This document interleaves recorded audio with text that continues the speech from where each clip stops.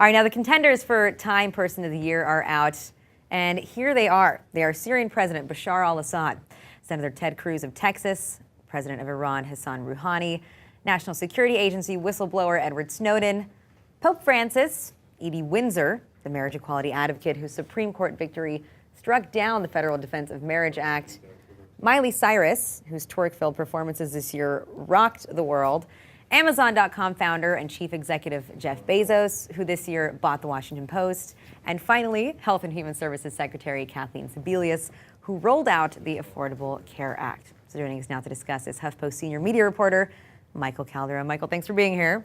Thanks for having me. So what do you think? There's always a whole lot of speculation, obviously, as to who the Time Person of the Year is going to be, what that really means, because it doesn't necessarily mean that you're being praised or that you're all good if you're chosen as the Time Person of the Year, right? This is just someone who has had an effect and an influence. The Time will always say it's the person that had the most impact or influence, because you've had people like Hitler or Stalin who have been Time Person of the Year. So they always want to make sure to say this. We're not saying this is the best person in the world. This person that had the most impact over the past year.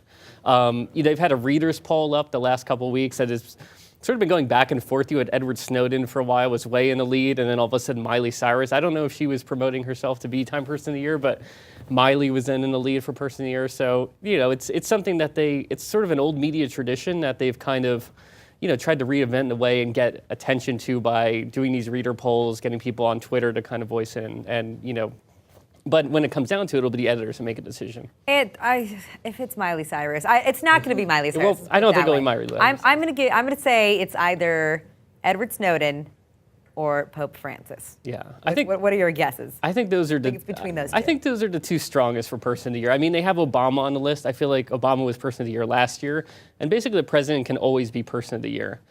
Between Pope Francis and Snowden, I think the Pope would be the safer choice. There may be more controversy if they pick Snowden, although Snowden, I think, is deserving.